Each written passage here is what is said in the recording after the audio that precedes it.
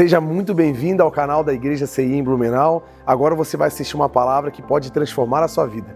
Eu quero convidar você a identificar alguém que você conhece, que precisa ouvir essa mensagem, e você envie essa mensagem para ela para que ela seja abençoada. Gostaria muito que você conhecesse as redes sociais da nossa igreja para conhecer um pouco mais dos projetos sociais que trabalhamos e você possa ficar por dentro de tudo que acontece aqui no CI em Blumenau. Deus abençoe e fique agora com a palavra. Marcos, capítulo 1, versículo 14 e 15.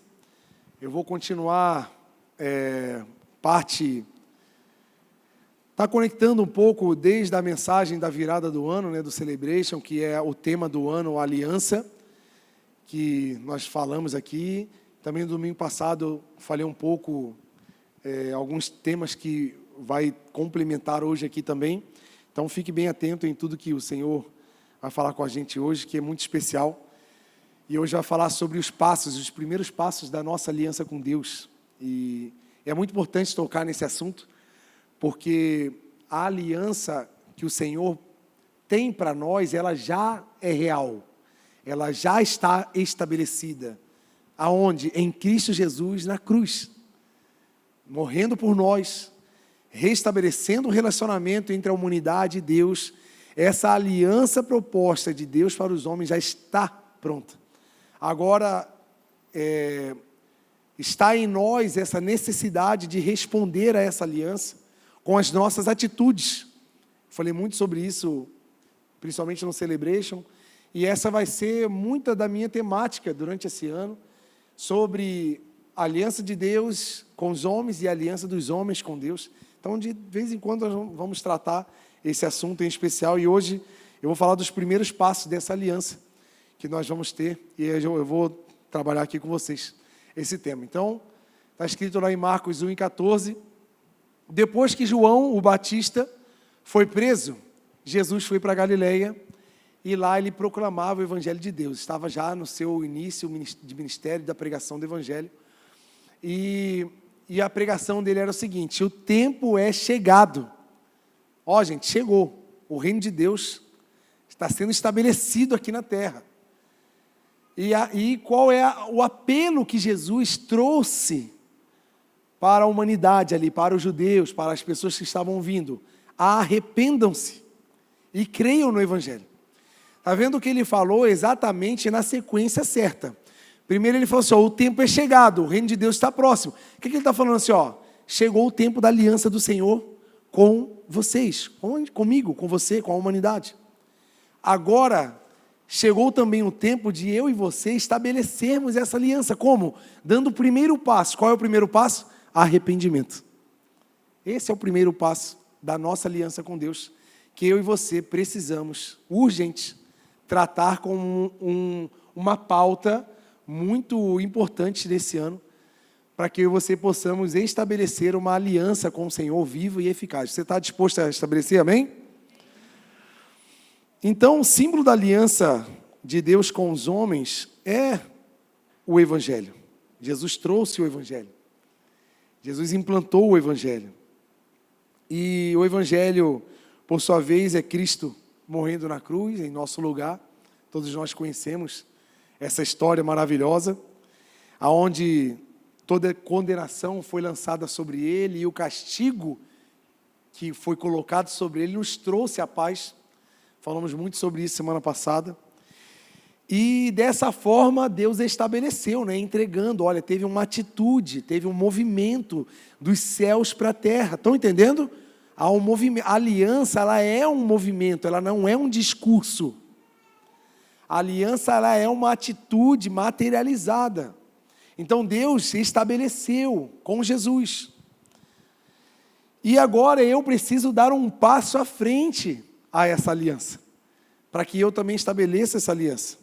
Não como algo que vai complementar o que Deus fez, porque às vezes nós, como bons religiosos, criamos métodos, mecanismos, que acreditamos que esses métodos vão nos qualificar diante de Deus, e não é assim, porque Deus nos amou ainda sendo pecadores. Não foi porque a gente resolveu se tornar agora um membro de uma igreja, que agora Deus decidiu nos amar. Não, Ele nos amou lá, nos transformou e nos colocou aqui. Glória a Deus. Deus causou em mim e está causando em mim e você uma transformação. Não há nada que eu e você faça que complemente a aliança que Deus fez com nós. Não adianta a gente se enganar.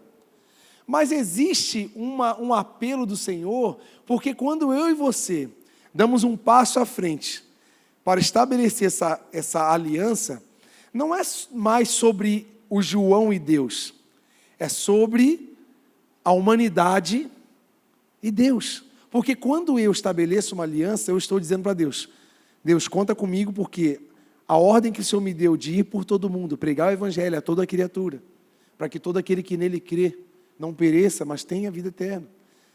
Porque as pessoas precisam conhecer aquele que amou o mundo de uma maneira tão extraordinária, que enviou o seu Filho unigênito. Então a minha aliança é dizer para Deus que eu estou disposto a viver a proposta da salvação da humanidade. E não é isso que vai me fazer ser salvo, porque o Senhor me salvou por amor, por graça. E isso é algo que eu e você não podemos fazer com as próprias mãos, não é por nossas obras. Estão entendendo, gente? Amém? E isso não é uma troca. Eu não estou devolvendo o favor que Deus me deu na cruz. Também Deus não fez esperando nada de nós. Se eu e você não fizer também, Ele vai levantar outro para fazer. Porque existe uma necessidade, existe uma demanda. Qual é a demanda? Que o mundo conheça Deus, que o mundo conheça Jesus, o Salvador. Essa demanda está disposta para eu e você. Existe uma expectativa nos céus sobre a minha e a sua atuação na terra, para que o nome do Senhor seja conhecido. Como? De alguma forma que eu e você vamos fazer. Lá no final eu vou falar um pouquinho disso. E essa resposta que eu e você vamos dar, ela está também atrelada sobre a fé que eu digo que tenho. Porque essa fé que veio de uma palavra verdadeira, se eu e você de fato recebemos uma palavra verdadeira, bíblica, do Senhor, essa palavra veio em nós e gerou algo que vai nos mover. Esse algo se chama fé, que ela também não se limita em um sentimento ou apenas uma convicção. A fé, ela transcende a nossa convicção, trazendo em nós um movimento de vida e de resposta. Quando a fé é verdadeira, porque Tiago fala, se você tem fé e você não faz nada, você não tem nada que materialize essa fé que você acredita que tem, ela está morta. Mas nada que o nosso Senhor Deus, que faz todos os milagres, possa trazer vida para essa nossa fé morta, amém? Tu acredita nisso? Que às vezes a gente está meio assim, né? E essa vida, essa fé, é o que nos move. É o que vai nos mover em direção à aliança que Deus propôs para nós.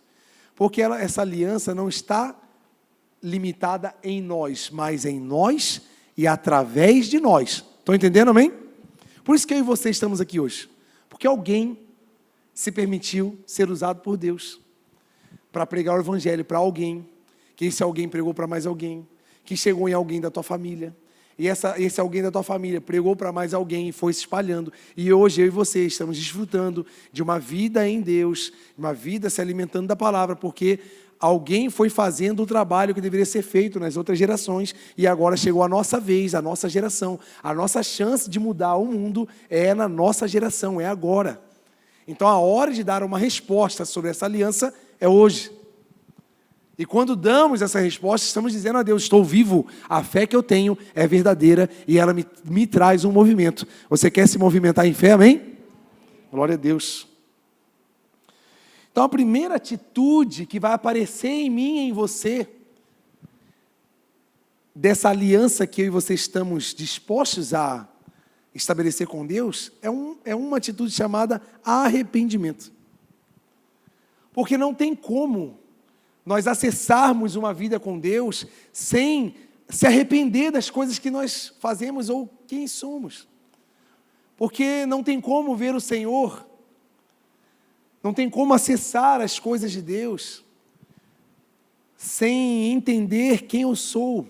Porque o arrependimento, ele é um compilado de várias coisas, é um combo de humildade, de honestidade, de verdade, de sinceridade.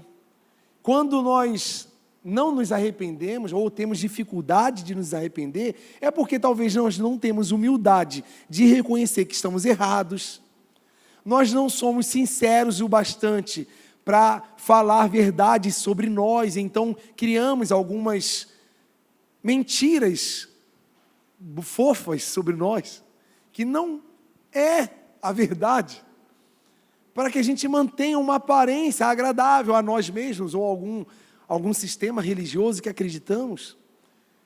Mas quando de fato nos arrependemos, nós não vamos suportar essas coisas ruins que há em nós, e nós vamos expor, sem medo da exposição, sem medo da humilhação, porque as coisas erradas que estão em nós, elas não são bonitas, não são legais, e às vezes por medo de desagradar ou de decepcionar, a gente esconde, cria uma imagem muito legal, muito certa, muito reta, muito forte de nós mesmos, e vamos escondendo uma verdade que há sobre nós, que só nós conhecemos, e às vezes muitos de nós nem conhecemos alguns lugares do nosso coração. E o arrependimento nos ajuda a entrar numa sala, que é a primeira sala da intimidade com Deus, que se chama a sala da santificação. Porque se nós não entrarmos nessa sala, nós não teremos capacidade de ver o Senhor. E é interessante, né? Porque vou voltar um pouquinho aqui a história.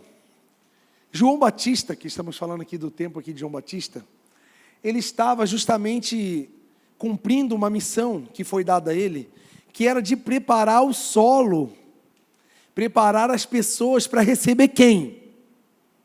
Quem? Jesus.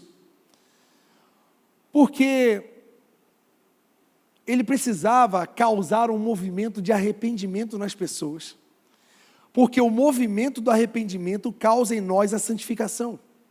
Então ele, trazendo esse arrependimento para o povo, ele estava de uma certa forma também preparando eles para receber Jesus.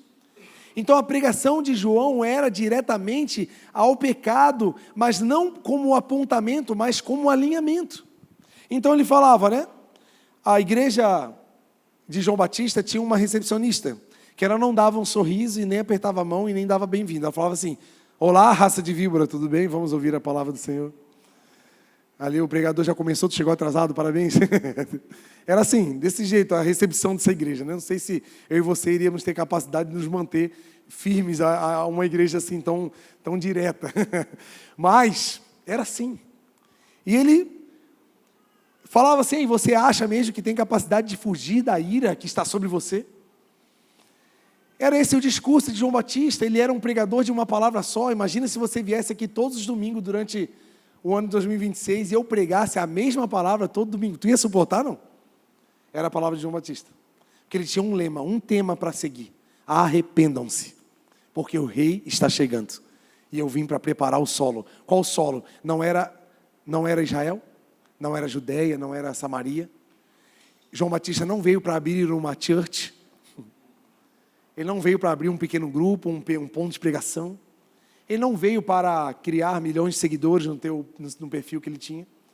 Ele veio para preparar um solo chamado o coração das pessoas, que é o que eu e você precisamos entender sobre evangelização na terra. Porque às vezes nós somos muito partidaristas, e quando a gente evangeliza, a gente chama para vir na nossa igreja. Vamos lá na minha igreja? Vamos lá no culto onde eu vou? E a gente esquece de chamar a pessoa para Jesus, porque Jesus vai fazer a obra. É o Espírito Santo que vai convencer e vai trazer o arrependimento para aquela pessoa. Legal seria se ela viesse para a nossa igreja, incrível, mas nós fazemos evangelismo aqui, todo domingo de manhã, 8h30 da manhã, estamos ali debaixo da sombra do pinheiro, entregando água e conversando com as pessoas, abordando.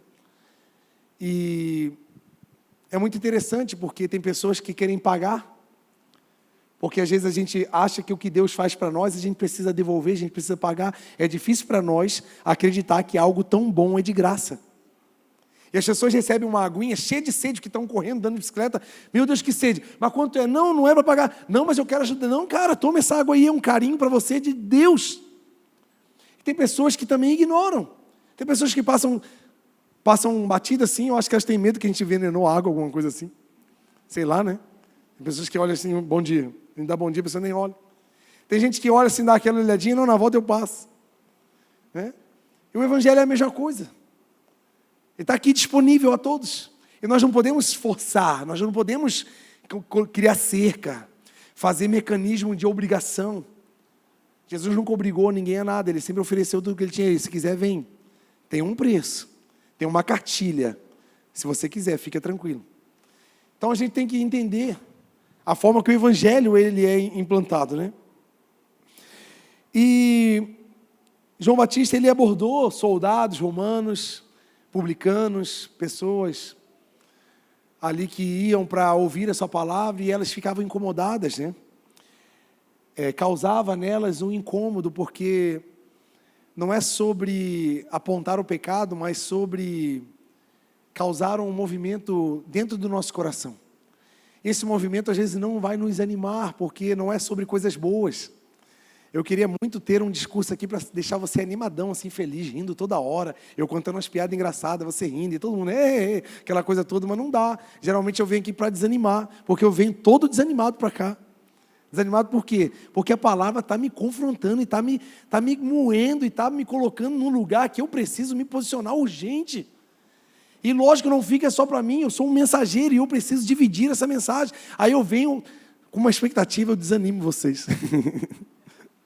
Mas é bom que a gente desanime, porque eu preciso que... A minha missão é que você saia daqui fazendo a pergunta que essas pessoas faziam.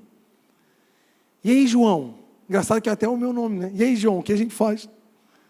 Estou lascado.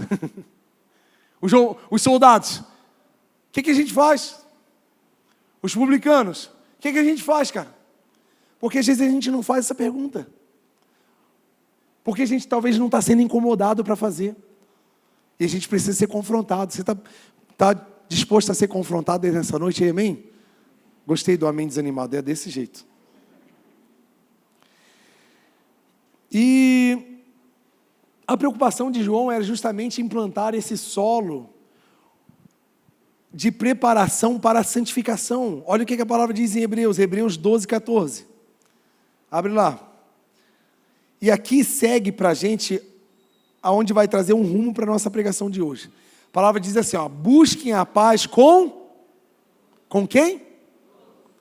E a santificação, porque sem ela ninguém verá o Senhor. Interessante que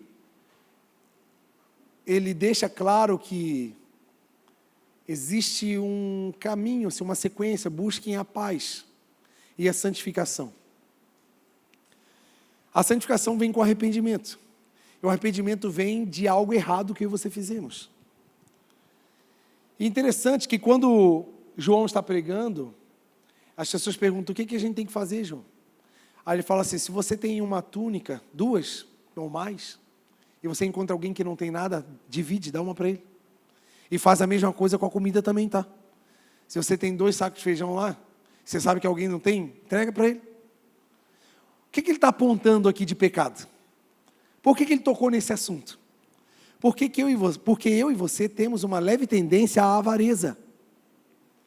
Nós temos dificuldade em repartir. Porque nós geralmente fazemos o mínimo, o básico.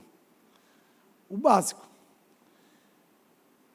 E nós temos que entender que essa avareza que está em nós, ela nos faz pecar.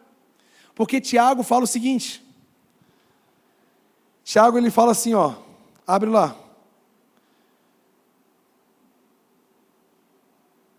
Ai, Jesus. Onde está o texto? Depois eu acho aqui para vocês. Que eu estou correndo com a mensagem, não vai dar para falar tudo que eu falei de manhã. Se você quer ver a mensagem sempre inteira, gente, de manhã eu consigo falar mais, de noite é meio corrido. Está aberto?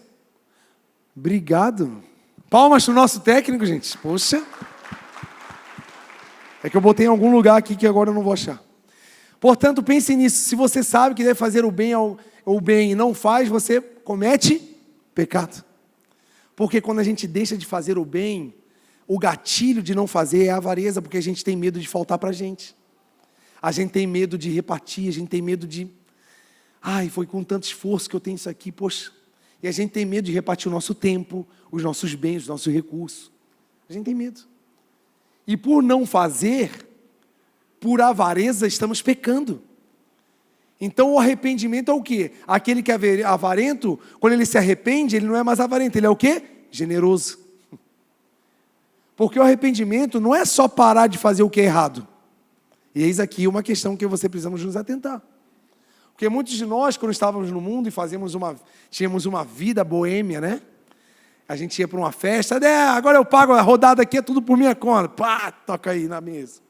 E pagava para todo mundo, e fazia, viajava para outros estados, ou até outros países para assistir algum time de futebol jogar, gastava, comprava televisão na Copa do Mundo, televisão nova para assistir o jogo do Brasil. Né? Gastava com coisas muito inteligentes. Aí a gente se torna crente. O que a gente fica? Uma ovelha avarenta. Uma ovelha muquirana.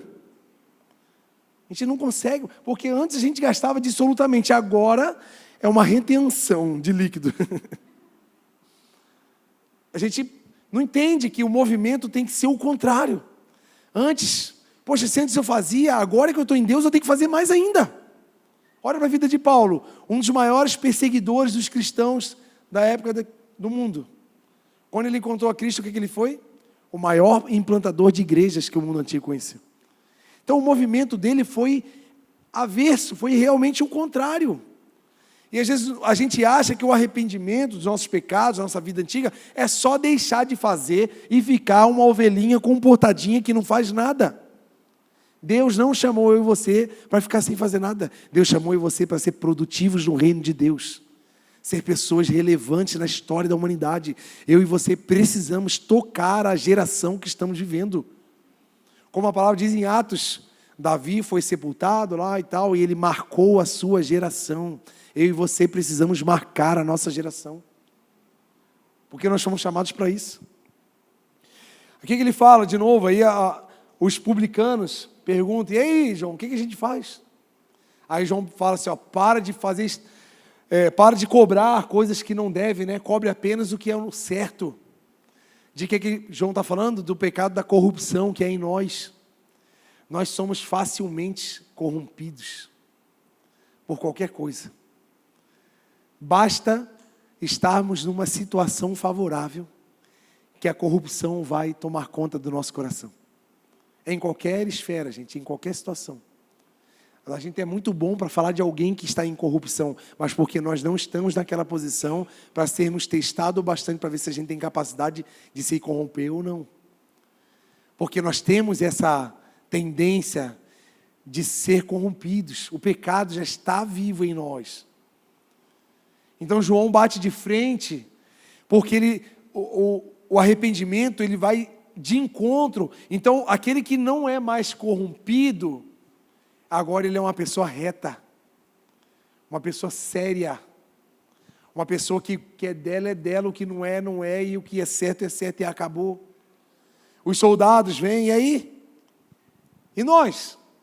Poxa, se para eles está pegando, né, que são judeus, aí são pessoas religiosas, e nós que somos romanos?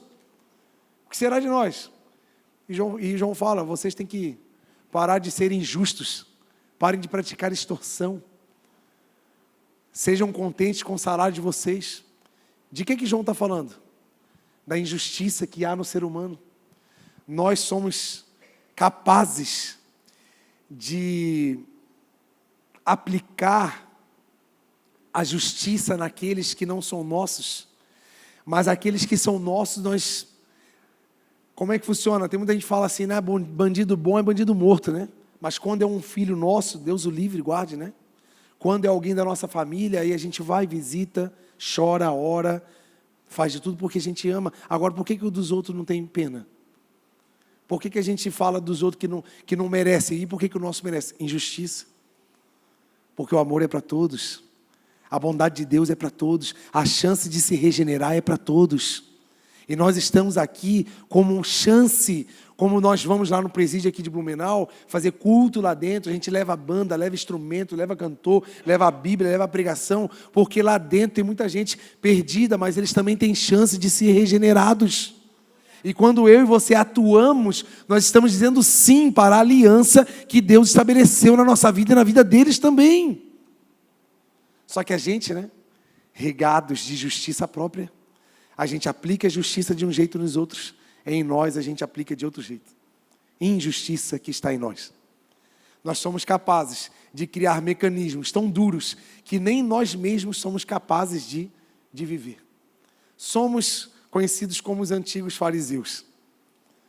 A gente é capaz de cobrar das pessoas coisas que nem nós mesmos somos capazes de aplicar em nós. Então, esse movimento, gente, de arrependimento que precisa acontecer em nós, ele vai causar a santificação. Porque o arrependimento, ele vai arrancar de nós o que não é bom. Porque o arrependimento, ele expõe, ele entrega, ele abandona, ele se ocupa com outra agenda. Ele não fica num limbo, boiando, mas ele fica agora posicionado num propósito maior. Porque agora ele não faz mais sentido ter aquelas atitudes. Agora eu estou vivendo outra vida. E o que nós precisamos entender? Que a pregação de João causava um incômodo no espírito das pessoas. E nós precisamos entender esse incômodo e criar um movimento em relação a isso. Porque senão nós não vamos estabelecer aliança com o Senhor. Nós vamos ter dificuldade de entrar nessa sala da santificação. E se nós não entrarmos na sala da santificação, nós não vamos ter experiências com Deus diretas. Nós vamos ser aquelas pessoas que sempre têm a história de alguém. Alguém teve uma experiência, alguém viveu isso com Deus e nunca eu vou ter. Mas por quê? Porque eu estou com dificuldade de me arrepender. E aqui está uma questão, gente. Os pecados que João está tratando, normalmente afeta outras pessoas, afeta um relacionamento. O que ele está falando assim, não peque contra alguém, quando você pode fazer o bem e não faz, você está pecando contra essa pessoa. A minha e a sua avareza peca contra alguém, e eu preciso me arrepender. E o meu arrependimento não é ficar triste ou parar de ser. O meu arrependimento agora é voltar atrás e reestabelecer. O arrependimento sobre nossos pecados, ele sempre vai nos levar a reatar um relacionamento que foi rompido através de algum erro que eu e você cometemos. Porque quem traiu alguém. E esse alguém precisa de uma retratação, de um momento para se restabelecer. Porque às vezes a gente erra com alguém, ou tem algum problema na família, e o que a gente faz? Qual é a tendência? Se afasta, porque eu não quero mais ter contato com aquela pessoa. Eu até perdoo, mas eu não vou mais na mesma festa. Eu até perdoo, mas não falo mais contigo. Eu até te perdoo, mas te bloqueio no WhatsApp, no Instagram. Só que se de fato você se arrependeu, o arrependimento não é só deixar de fazer o que é errado. O arrependimento é restabelecer aquele relacionamento que foi rompido através do pecado que você cometeu. Está vendo como é que é mais difícil se arrepender? Está vendo como é que há uma necessidade de movimento em nós para que de fato possamos nos arrepender? Porque esse ato vai nos trazer santificação. Se eu desonro alguém, se eu sou uma pessoa que desonra, eu vou desonrar quem? Alguém. E não adianta eu desonrar você e pedir perdão para Deus. Não adianta eu fazer algo contra você e chegar para Deus, Deus, perdoa os meus pecados, fazer aquela oração genérica que vocês estão acostumados a falar, Deus, perdoa todos os meus pecados. Aí eu sou um satanás dentro da minha família, eu sou um demônio na minha empresa, eu sou uma pessoa problemática onde eu estou, causo tensões, sou insubordinado, mas para Deus eu estou zerado, eu e Deus faixa. Mas se você é faixa de Jesus, você vai ter capacidade de ser faixa das pessoas também. Porque o que Deus está interessado é que eu e você tenhamos capacidade de nos relacionar. E eu e você vamos nos machucar na caminhada da vida. E o nosso arrependimento vai nos ajudar a se perdoar e a viver daqui para frente. Estão entendendo, gente? Então não dá para fugir. Não dá para fugir dos erros que nós cometemos. Porque é mais fácil fugir. É mais fácil não ver mais a pessoa. É mais fácil mudar de cidade. É mais fácil mudar de igreja. É mais fácil mudar de empresa, de bairro. É mais fácil. Porque você não vai ter que encarar a pessoa que você errou ou que errou contigo. Claro que é mais fácil. Porque aquela pessoa que errou contigo, você não vê ela, mas quando ela passa no mercado, dá até aquele frio na barriga. Aí você já muda de prateleira. Tu ia pegar o arroz, não, vou lá pegar o macarrão, vou lá pegar qualquer outra coisa. Vou lá no iogurte, eu não quero passar por aquela pessoa, eu não quero... Aí sem querer você para na fila, aí aquela pessoa está na mesma fila. Aí você fala, o demônio está querendo me pegar. Não é o demônio, é Deus querendo que você entenda que relacionamentos precisam ser reatados. Porque se a gente não consegue se perdoar e se restabelecer aqui, como nós vamos... Se a gente não consegue amar, perdoar, pedir perdão para quem a gente vê, como é que a gente vai ter um relacionamento com quem a gente não vê? E o arrependimento vai... Achei aqui, ó, chegou o Tiago 4,17. Está um pouquinho mais à frente. O arrependimento vai causar em nós um movimento de volta à origem. Porque o arrependimento, ele precisa ser uma atitude real. São coisas na nossa vida que nós não podemos separar. Amor e prática, não tem como separar. Se você ama, você vai ter atitude de amor. Se você não tem atitude de amor, o amor que você diz que tem não é verdadeiro. Fé e prática também não andam separados. Se você diz que você tem fé, você vai ter alguma coisa para dizer sobre a sua fé com as suas práticas. E se você se arrependeu, você vai ter algum movimento que vai mostrar atitude de arrependimento. Porque não basta só ser, tem que parecer ser. E às vezes a gente fala assim, desculpa aí, foi mal. Só que eu não faço nada em relação a... sabe assim? Você tinha um casamento turbulento, de muita grosseria, de muita pegação no pé, toda hora brigando, toda hora aquela coisa assim, e agora você se arrepende disso. Tem que se arrepender em nome de Jesus, né? É hoje o dia, a sua chance, para de ser chato, para de ser assim, né? Só que aí você muda hoje, só que aí você tem que usar a mesma boquinha que tu usava para ficar enchendo a cabeça do seu marido, da sua esposa. Agora você tem que mudar, agora você tem que falar coisas boas. Nossa, que bonito que você está, hein? Nossa, obrigado por ter lavado essa louça. Porque antigamente como é que era? Sua esposa lavava a louça, mas esquecia de tirar o lixo.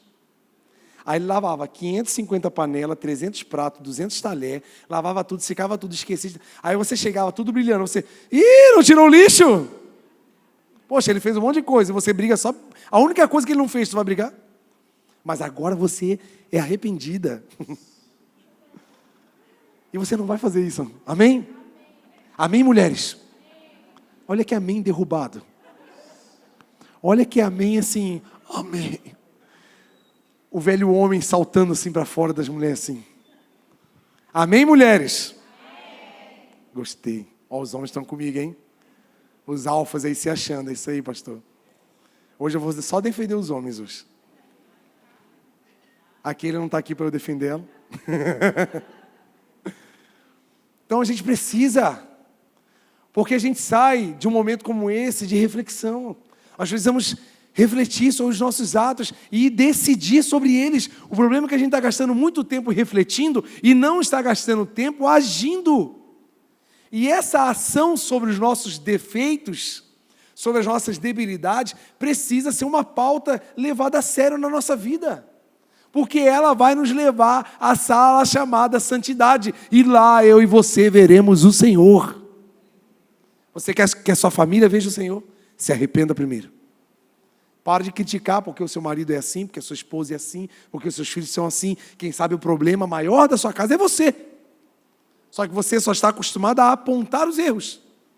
A dizer que você é assim. Eu sou assim porque você fez isso. Eu sou assim porque minha mãe me criou desse jeito. Eu sou assim porque eu não sei o que lá. Mas você que está agindo errado, É você que mente, é você que faz isso, é você que faz aquilo. Então é você que precisa se arrepender. Se arrepende para você ver se Deus não vai agir na tua vida e no teu casamento. O problema é que a gente quer que o outro se arrependa. Porque a gente quer a nossa justiça. Sangue no nosso olho, né? A gente quer ver. Não. Só disso você já precisa se arrepender. Só dessa sede de sangue tu já precisa se arrepender. E, gente, o arrependimento ele vai nos levar à origem. Sabe por quê? Nós fomos criados para ser santos. O Lucas gostou dessa frase, né, Lucas? Tu gostou, né? Está animado agora, né? Nós fomos criados para ser santos. Adão era santo. Eva era santa. Só que eles se corromperam. E foram expulsos do lugar onde era um lugar seguro para eles. Um lugar onde o Pai supria todas as necessidades. Quando eles se corromperam com o pecado, eles foram tirados do lugar onde tinha tudo o que eles precisavam. E eles foram sentenciados com dores. O que aconteceu? Lá fora, você vai ter que, do seu suor, você vai ter que se sustentar. Lá fora, você vai se reproduzir e com dores você vai ter os seus filhos. Nós carregamos sentenças terríveis. Nós carregamos sentenças da ruptura do relacionamento com Deus, dessa distância com Deus, por causa da corrupção. Porque deformamos a nossa forma original. E Deus, com a misericórdia, olhou para mim, para você, e propôs uma aliança através de Jesus. Então, essa ruptura foi restabelecida com Jesus, glória a Deus. Mas agora há em nós depositado uma expectativa. Quando o próprio Jesus estava aqui, ele falou assim: ei, se arrependam e creiam no Evangelho. Porque existe uma necessidade em nós de voltar à nossa forma original, porque eu e você estamos deformados. O nosso casamento não está bem assim, como gostaríamos, não por causa do governo, não porque é por causa desse motivo ou por causa daquele motivo, é por causa do pecado que é em nós. A nossa vida não é tão legal assim como deveria ser, não por causa de, porque eu não estudei, porque eu não me formei, porque o meu salário é pequeno, não. Nós não nos sentimos satisfeitos dentro da nossa alma, porque existe algo em nós que está deformando a nossa forma original, e esse pecado está nos tirando do lugar seguro que é em Deus. Porque não é sobre ter ou não ter, é sobre aonde nós estamos, e onde nós estamos vai definir quem nós somos. E às vezes nós não estamos no lugar onde Deus preparou para nós.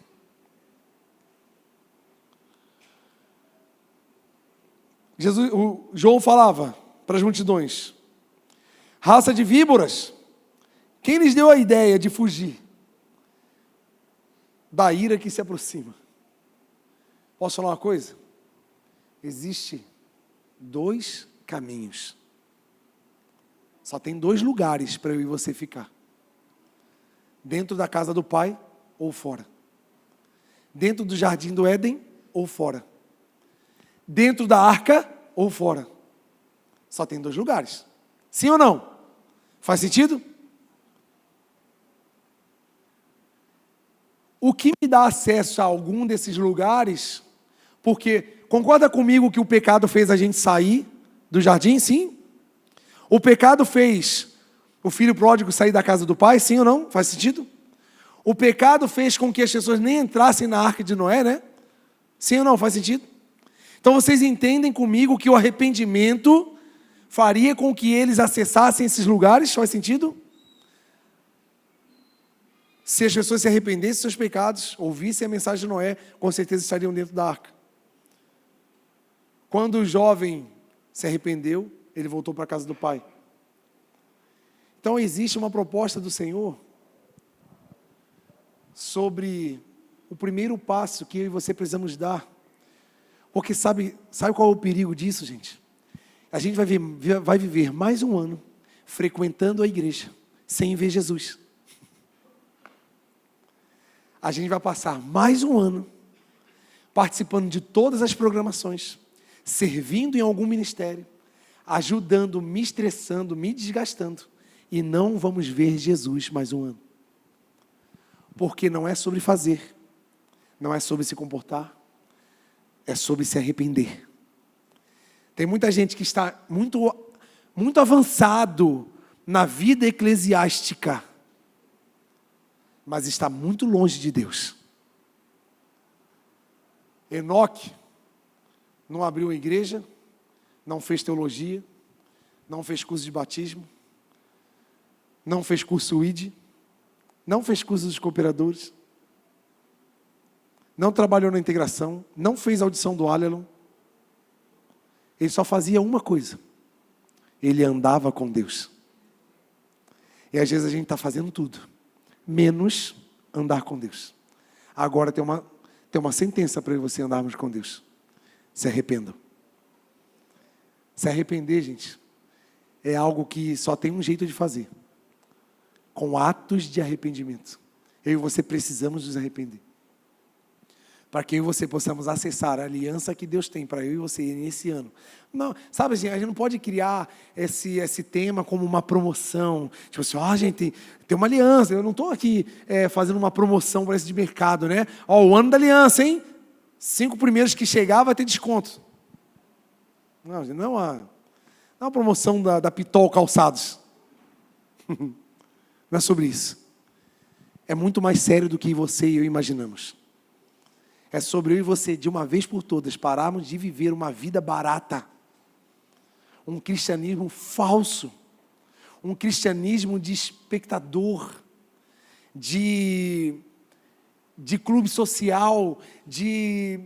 Sabe assim? E entrarmos nesse lugar de entrega, de reconhecimento, de humildade, de verdade. Jesus estava fazendo esse apelo: ei, o reino de Deus está próximo, já está chegando. Agora, se arrependam e creiam. O que o mundo prega para mim e para você? Não importa o que você faça. O que importa é que você tem que se sentir feliz. Você tem que ser feliz. Então, o que você fizer com o seu corpo, com a sua aparência, com o seu casamento, com os seus negócios, faça o que você quiser. O que importa é você ser feliz. E a gente se engana com isso, porque a gente quer ser feliz. E a gente faz coisas para a gente se sentir feliz. E às vezes nos enganamos que essa alegria, essa felicidade promovida pelas nossas escolhas egoístas, elas estão atreladas às bênçãos de Deus sobre a nossa vida. E às vezes não está.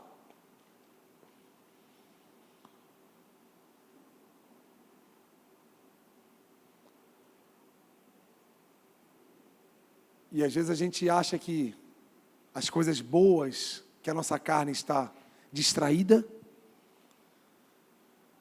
elas são validações do Senhor para nós. Vamos ler a história do filho pródigo bem rápido, Lucas 15, 13 e 14.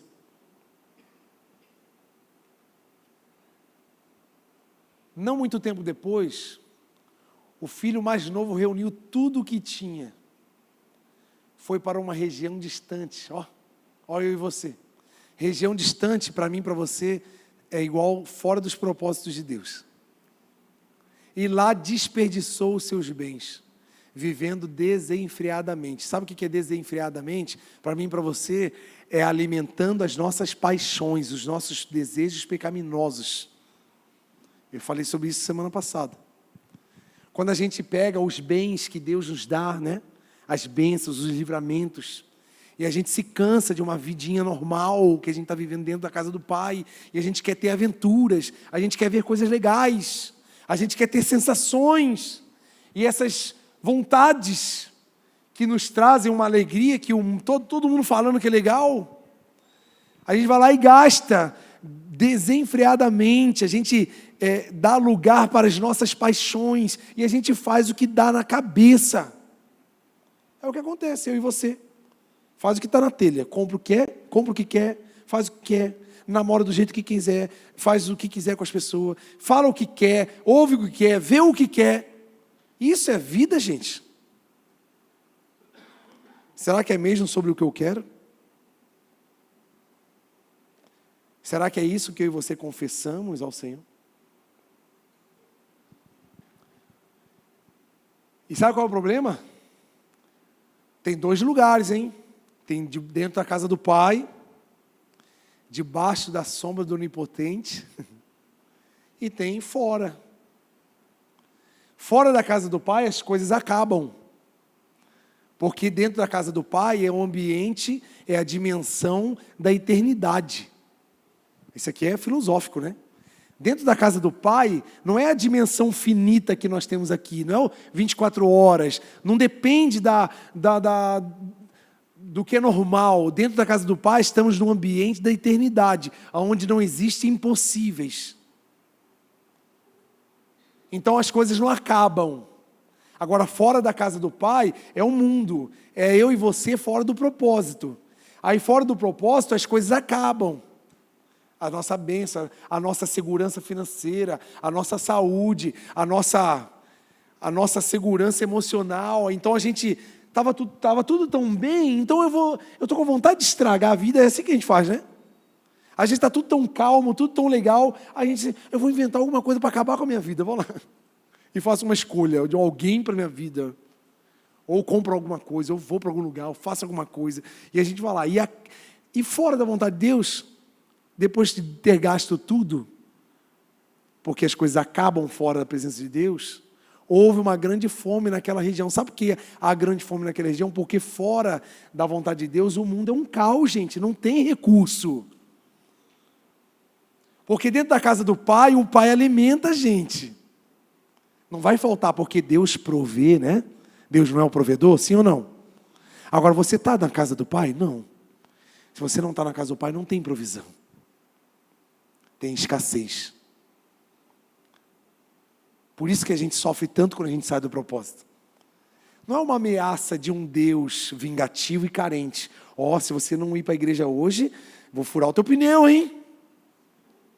É assim que a gente acha, né? Se você não der o dízimo, gafanhoto vai comer na farmácia, hein? Não tem nada a ver. Não entra nessa onda porque é mentira. Alguém te enganou. Porém, fora da casa do Pai, o lugar é de escassez, fome. E ele começou a passar necessidade. Por isso, foi se empregar com um dos cidadãos da região e que o mandou para o seu campo a fim de trabalhar com porcos. E eu e você, nessa escassez, sem recursos próprios, sem recursos do Pai, nos sujeitamos a coisas terríveis. Por isso que a gente vê pessoas tão legais, bonitas, de boa aparência, se sujeitando a relacionamentos tão abusivos, tão terríveis. Tu vê uma moça bonita de aparência com um caco, fazendo mal para ela. Tu vê um rapaz tão bonzinho, trabalhador, que os rapazes não são bonitos, né? Mas trabalhador já está valendo, né? Tão bonzinho, trabalhador, honesto, com uma mulher, uma Jezabel. Tadinho. Mas ele tem medo de ser amado, acaba se sujeitando. Ele tem medo de ninguém amar, aí ele prefere, né? É melhor mal acompanhado do que sozinho. Às vezes as pessoas pensam, né? E acaba se sujeitando. Aí quem sabe você está se sujeitando, não em relacionamento, mas você é um profissional de calibre altíssimo, de grande formação, você tem muitas técnicas, você tem muitas habilidades, mas você está se sujeitando àquele lugar ruim, aquele emprego ruim que paga pouco, emprego ruim, lugar ruim, e você era para estar num lugar bem alto, mas você está tão fora dos propósitos de Deus, que você está tendo que se sujeitar a um lugar mais baixo. Filho pródigo. Faz sentido o que eu estou falando, gente, ou não? Amém? Isso está fora. Só que o que aconteceu na vida do filho pródigo? O que mudou a vida do filho pródigo foi uma coisa que vai mudar a minha e a sua. Aconteceu na vida do filho pródigo o que precisa acontecer hoje na minha vida. Ele se arrependeu. E ele ensina para mim e para você todos os passos do arrependimento. Primeiro, ele reconhece o que ele fez. Ele, meu Deus, quem ele é? Olha onde eu estou. Olha o que eu estou fazendo, não era para eu estar aqui. Olha onde eu estou, olha esse lugar de escassez. Olha esse emprego que eu arrumei. Olha a fome que eu estou passando, estou tendo que... Eu estou com vontade de comer a comida que o porco come. Não, lá no meu pai, os funcionários comem até melhor do que eu. Eu e você precisamos reconhecer os nossos erros. Sabe qual a nossa dificuldade? É porque a gente é tão bom que a gente não acredita que a gente erra. Porque às vezes você é bom no que faz. Talvez você é uma pessoa excelente, amém, glória a Deus, eu acredito que seja. Mas não é por sermos excelentes que nós não estamos sujeitos a errar. E a gente tem que ser humilde para aceitar, cara, tá bom, eu errei. Porque às vezes a gente tem dificuldade, a gente se cobra muito, às vezes a gente se cobra tanto que a gente não aceita o nosso erro. Mas sabe qual é a beleza de ser filho? É saber que apesar do nosso erro, a gente tem um pai que vai nos ajudar a acertar. E ele pensou, eu vou para a casa do meu pai, né? Outro ensinamento que o filho pródigo nos ensina, saber o caminho de casa, o caminho de volta. Eu sei que no seu coração, você sabe o caminho de volta. Porque você sabe onde você está hoje. Você sabe o quão longe você estava na casa do pai, o quão longe, o caminho que você trilhou. Porque todos esses passos foram escolhas suas. Você que escolheu ovelhinha purpurinada de Jesus. Você que quis. Você que inventou essa história. Porque se fosse bom, foi Deus, era Deus, não foi eu e você. Nós não temos capacidade de escolher coisa boa. Foi você, tá bom? Tudo bem? Você não está ofendido comigo não, né? Mas, por você ter trilhado esse caminho, se você olhar para trás, olha o movimento de arrependimento, ó, você vai lembrar do caminho de volta. Agora começa o movimento obras de arrependimento. Volta para casa. Quando você volta para casa, para esse lugar, você tem um sentimento chamado reconhecimento. Você reconhece que com as suas próprias forças, você não tem capacidade de viver.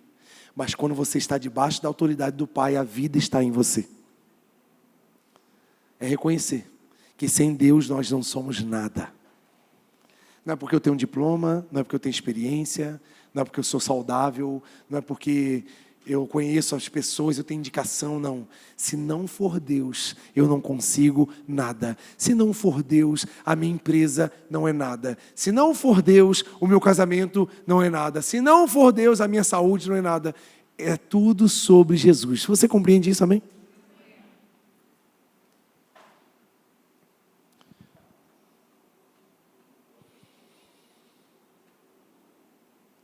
E aonde está o passo mais difícil do arrependimento do filho pródigo, que é o que nós precisamos aprender? A restauração do relacionamento.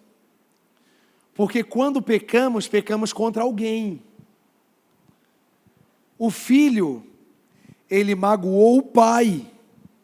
Porque um filho que quer a herança do pai vivo, em outras palavras, ele considera o pai morto. Então, olha que ousadia e que frieza da parte de um filho dizer para o pai, olha pai, para mim o senhor está morto, eu quero que é o meu de bem, eu vou embora. Então, houve ali uma ruptura no relacionamento. Você acha que o pai não ficou magoado, não ficou triste? Poxa, meu filho, criei, trabalhei tanto, construí toda uma estrutura, e ele simplesmente me considera morto? Poxa, tudo bem, eu sou generoso, pega aí, cara, é teu. Eu não sou mesquinha, toma, pode levar.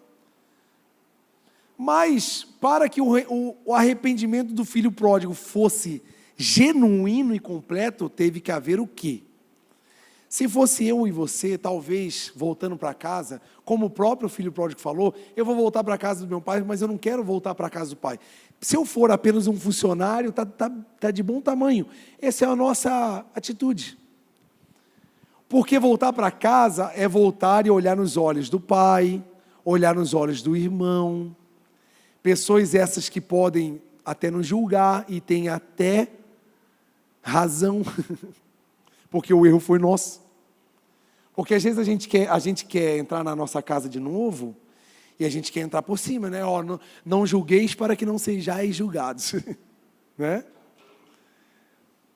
A gente não quer que as pessoas nos julguem, mas a gente errou, né? A gente tem que saber que tem uma dívidazinha aí. A gente tem que saber, tem que reconhecer. Só que é muito mais fácil não entrar na casa, né? Porque a gente não vai ter esse confronto.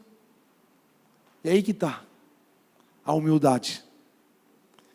Porque se fosse eu, talvez eu iria voltar para a casa da minha avó. Não, eu vou voltar para a casa da avó, que é mais fácil. Vou morar com meu primo. Eu como funcionário, eu não vou ter que aturar os olhares, né, da minha família, porque eu fiz tudo isso de errado. Então, sabe o que é isso, gente? Não é sobre o julgamento da pessoa, é sobre o teu orgulho. Se você sentir essa dificuldade de retornar aos relacionamentos antigos e reconhecer os erros que você teve, isso é sinal de falta de humildade da nossa parte. Porque se houve um erro, esse erro precisa ser reparado. E se eu e você temos humildade, a nossa humildade vai abrir o coração das pessoas. E o nosso ato de arrependimento vai reatar o relacionamento e vai estar tudo bem.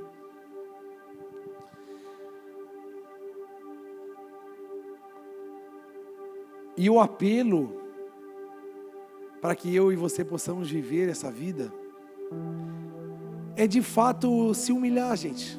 Sabe assim?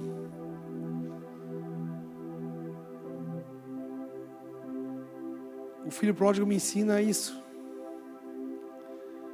Ele voltou e voltou a se relacionar. E o apelo do Senhor para a nossa vida é, quem sabe eu e você estamos com alguns relacionamentos na nossa casa. Talvez você vai ter que chegar em casa hoje, sentar com a sua esposa ou com o seu esposo na mesa, só vocês dois, bota as crianças para dormir. Fala assim, nós temos algo a conversar, eu preciso me acertar contigo. E você contar algumas coisas. Pedir alguns perdões aí, que precisa ser pedido. Ser humilde para reconhecer, sem reservas, assim, sem julgamento, porque você vai falar, tua esposa sabe que tu errou, ela vai te olhar com uma cara meio atravessada, porque faz sentido. Você vai ter que aturar esse momento difícil. Mas se você tiver coragem para você fazer isso, você vai estar levando santidade para o seu casamento. E às vezes na tua vida, no teu casamento, você não está vendo o Senhor, porque você não está entrando na sala da santidade com o seu casamento. Talvez, quem sabe, você precisa chamar algum amigo, algum parente, algum irmão seu, sei lá, que você rompeu o relacionamento. Sabe que a nossa vida às vezes está assim, aleatória. Meu Deus, eu vou na igreja e não sinto nada, parece um pedaço de pau seco. Mas porque falta arrependimento, gente, falta acerto, falta conserto, falta reatar, falta tocar em assuntos que aconteceram, conversas mal resolvidas, momentos que saíram fora do controle e precisa ser reatado. E como eu não toco no assunto, vou empurrando com a barriga e a gente pensa que está tudo bem, e não está tudo bem. Eu não posso te enganar, você precisa se arrepender. Se você não se arrepender, você não vai acessar a santificação. Se não acessar a santificação, você não verá o Senhor. E vai ser mais um ano olhando para a igreja, olhando para o pastor, olhando para o louvor e não vendo Jesus em lugar nenhum. Apesar do Senhor estar te sustentando, a bondade dele está sobre a sua vida, a misericórdia dele dura para sempre, ele está sempre te amando, apesar de eu e você não valer nada. Mas e aí, a gente vai ver essa vidinha bandida até quando? Essa vida assim de quase acessar. É essa vida que, sabe assim, de ver o Senhor de perto. O Senhor já está interessado em se revelar para nós. Você acredita nisso?